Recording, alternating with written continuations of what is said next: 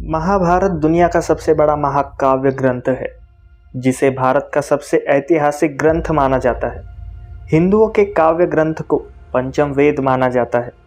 महर्षि वेदव्यास ने संपूर्ण विवरण के साथ ये ग्रंथ लिखा था। हिंदू धर्म में माना जाता है कि महाभारत में वर्णित घटनाएं सत्य और प्रमाणित है, लेकिन फिर भी बहुत से लोग इसे काल्पनिक मानते हैं। इसे धर्म और अधर्म के बीच हुआ सबसे बड़ा युद्ध माना जाता है, लेकिन महाभारत को लेकर हमेशा से ही बहस होती रही है। आज के आधुनिक इतिहासकार इस पर विश्वास नहीं करते।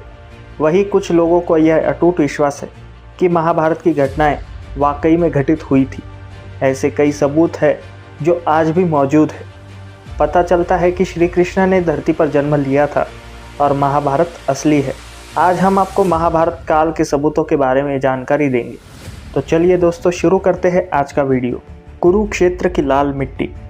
ये तो हम सभी जानते हैं कि महाभारत का युद्ध कुरुक्षेत्र में हुआ था, जो कि हरियाणा राज्य में स्थित है।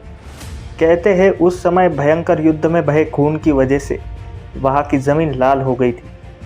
पुरातात्विक विशेषज्ञों ने भी माना है कि महाभारत की घटना सच में हुई थी।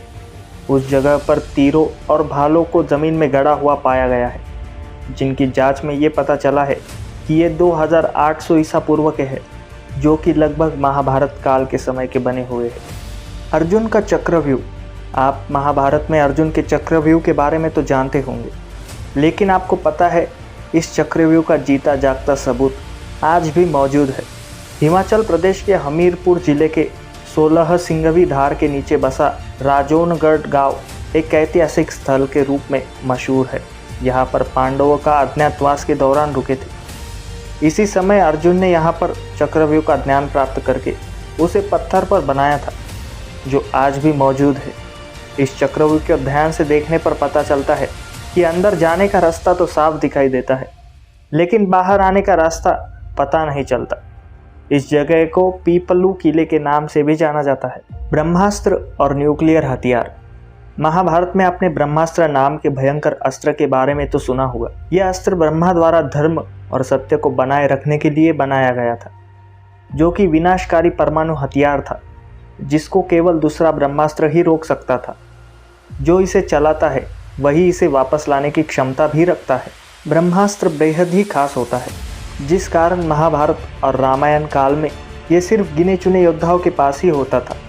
रामायण में यह अस्त्र लक्ष्मण और महाभारत में ये द्रोणाचार्य, अश्वत्थामा, श्री कृष्ण, युधिष्ठिर और कर्ण अर्जुन के पास था। ये अस्त्र पूरी दुनिया को नष्ट करने की ताकत रखता है। अमेरिका ने जो रॉबर्ट ओपनहाइमर को परमाणु बम बनाने को दिया, फिर इसका परीक्षण किया गया। धमाके का परिणाम बिल्कुल ब्रह्मास्त्र की तरह था।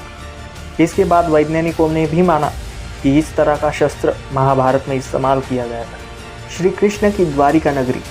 भगवान श्री कृष्ण को द्वारका का राजा कहा जाता है और महाभारत में इस बात की जानकारी मिलती है। ये नगरी जल में डूब गई थी, यानी कि पूरा नगर ही पानी में समा गया था। आपको ये जानकर आश्चर्य होगा, पुरातत्व विभाग को गुजरात के पास समुद्र के नीचे एक पुराना शहर मिला है, और इन सबूतों से ये पता चलता है कि द्वारका नाम की नगरी है, जिसका वर्णन महाभारत में किया गया है। श्रीमद् भागवत गीता। जिन्होंने भागवत गीता पढ़ी होगी वो ये भी जानते होंगे, इसमें ज़्यादातर श्लोक 2 लाइनों में लिखे गए हैं। आप किसी भी श्लोक को पढ़ें और समझें तो वो कम शब्दों में बहुत अधिक बात कह देते हैं, जैसे गागर में किसी सागर का मिल जाना। गीता में जो बातें लिखी गई है वो किसी सामान्य व्यक्ति द्वारा नहीं बताई जा सकती है।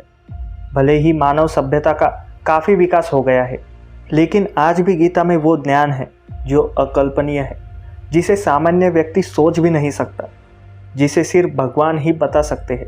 ये सबूत है कि भगवान श्री कृष्ण थे जिन्होंने गीता का ज्ञान अर्जुन को दिया था। अगर अर्जुन थे तो पांडव भी थे। इसका मतलब महाभारत भी हुआ था। घटोत्कच का कंकाल। कुरुक्षेत्र के पास ही भारतीय पुरातत्व विभाग को खुदाई के समय बेहद ही विशाल आदमी का कंकाल मिला था, जिसको देखकर ये पता चलता था कि ये कंकाल किसी साधारण मनुष्य का नहीं है। तभी ये बात उठने लगी कि ये कंकाल घटोत्कच का है। महाभारत काल के घटोत्कच के बारे में तो आप जानते ही होंगे। जब भीम और हिडिंबा का पुत्र घटोत्कच महाभारत के युद्ध में लड़ाई करने आया था, तब कर्ण ने अपनी शक्ति से उसे मार दिया था। महाभारत के महाकाव्य में दिया गया घटोत्कच का वर्णन भी इसी कंकाल के समान है। अश्वत्थामा महाभारत के एक बहुत बड़े सबूतों में से एक है। द्रोणाचार्य का पुत्र अश्वत्थामा अत्यधिक बुद्धिमान और प्रभावशाली था। बचपन से ही अश्वत्थामा के माथे पर एक मणि था, जिस कारण उसे कोई हरा नहीं पाता था। इतिहास में कई बार लोगों ने अश्वत्थामा को देखे जाने की बात कही है। इतिहास में तो ये भी लिखा है कि अश्वत्थामा ने ही पृथ्वीराज चौहान को उनका शब्द वैदिक बाण चलाना सिखाया था। तो दोस्तों, यही थी आज की कहानी। अगर आपको भी ये कहानी पसंद आई हो तो मेरे चैनल को सब्सक्राइब कीजिए और बेल आइकन को दबाइए। मिलता हूँ आपसे अगले वीडियो में। तब तक के लिए जय हिंद।